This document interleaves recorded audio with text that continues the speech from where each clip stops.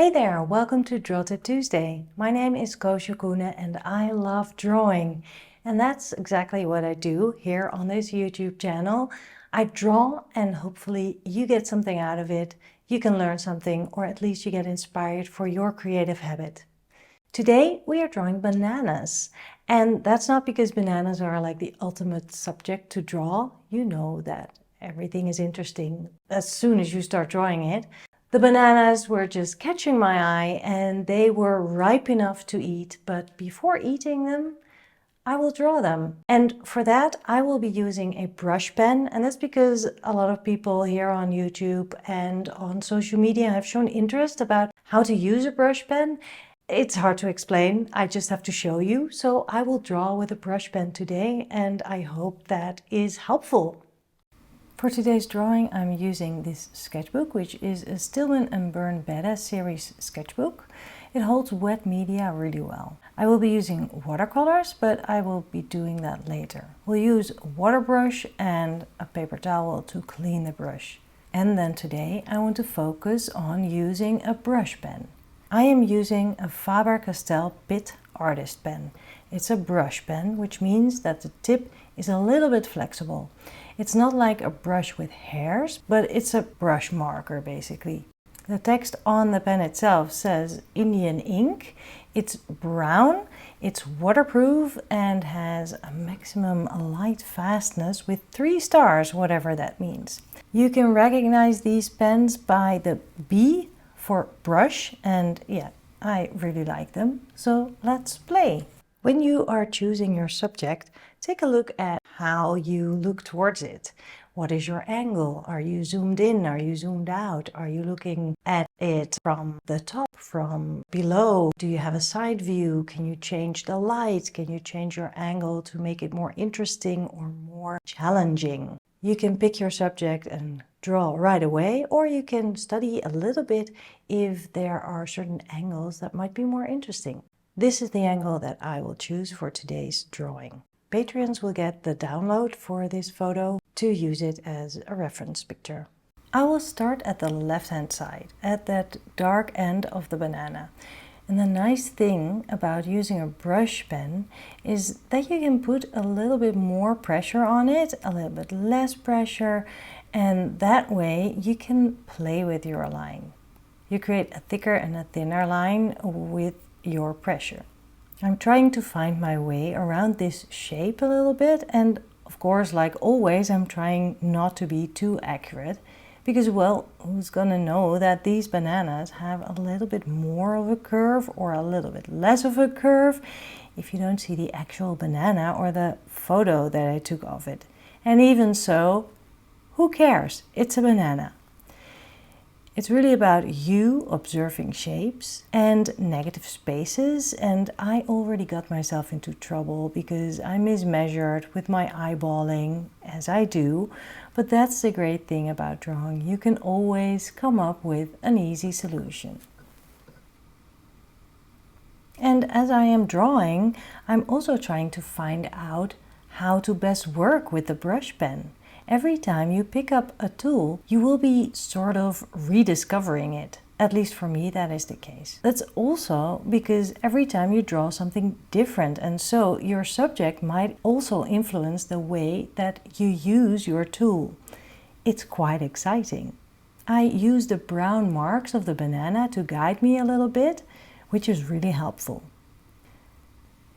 I like using the shape of the brush pen. So there is a little bit of a squarish feel to it. That is really one of the things that you can do when you use certain tools. See what their language is basically and how you can use it. So the language of the brush pen is not delicate. It's quite bold, and yes, you can use finer marks, but don't expect to be super exact with it. It's a really fun and playful tool which makes you draw perhaps a little bit faster because you cannot go into detail that much. There are so many marks on the skin and I'm trying to make them not too even, really looking at my subject here and trying to follow the directions of the marks that I see. And as I am going, I think I could actually just do with the pen only, but the color brown combined with yellow is just too good. So I do want to add a little bit of watercolor on top, which is going to make this drawing quite different. There also is a third banana, which is a little bit greener than the other ones, which makes it interesting. Also, there's a certain freshness to it. These two bananas in the front might become part of banana pancakes, because you need really ripe bananas to make banana pancakes, and all you need is banana, an egg, and a little bit of cinnamon. Mix it all together, bake them in a pan, no sugar required. They are sweet enough by themselves, and well, I love it. So there you go, a free tip from the kitchen too.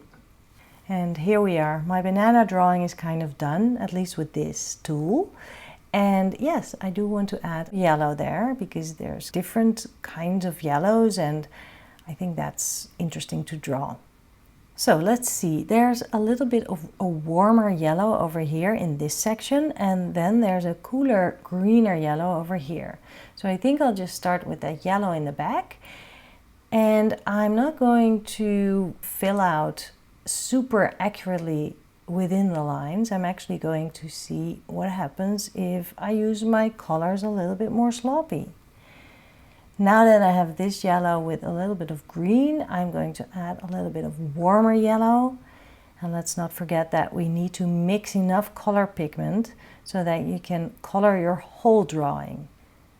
This part is a little bit darker. I'll start there, and I'm squeezing a little bit in the handle of my water brush here, so I feed a little bit more water so I can water it down towards the sides. And if I have too much water, I can use my napkin too.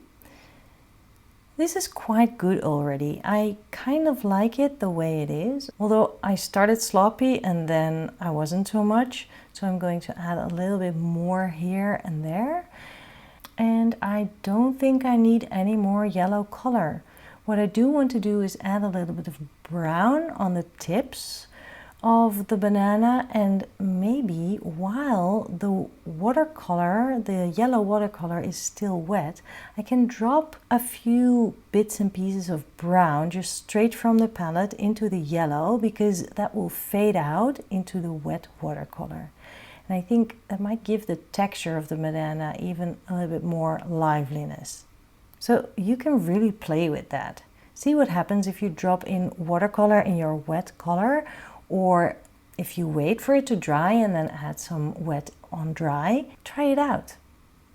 I don't want to overwork my bananas, so I think this is okay, and I'll let this dry.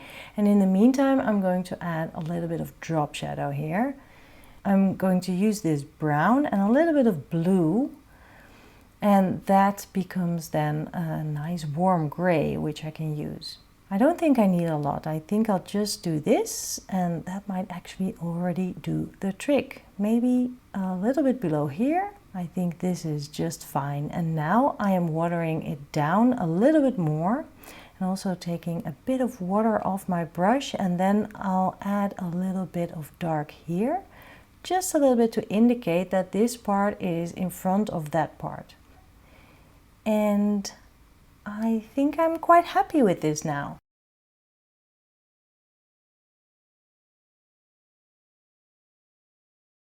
Thank you for watching this video. I hope it was helpful for you.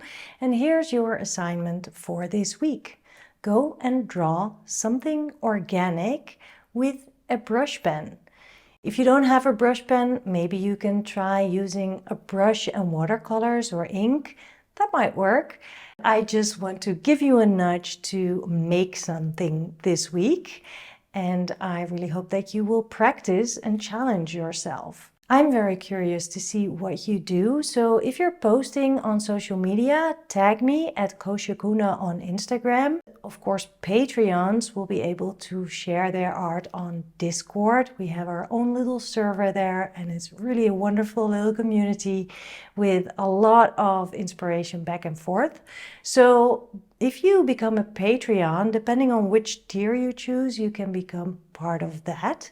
So check out the link below to my Patreon page if you want to join me there. I would love that. It means that you get a lot of benefits like early access to videos, extra tips, peeks behind the scenes, and of course you are supporting me to keep making these videos and publish them for free here on YouTube for everyone to watch. You can check out the link below the video. Don't forget to buy my book. It's right over there behind me.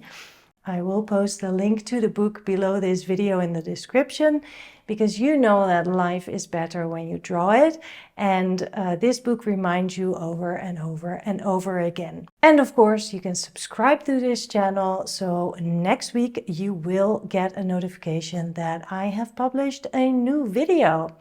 I'll be back next week. I hope to see you then. In the meantime, go draw bananas. Are you still here? Great! I just want to tell you about my Paris workshop. It's called Paris Sketchbook, and I'm teaching alongside of Cynthia Morris, Marcus McAllister and Marty Gregg in October this year. And we will have daily atelier sessions with the group, which means that you are learning from me and all the other teachers, and you get to hang out with a lot of other artists in Paris. So you can become an artist in Paris, which is kind of like a dream.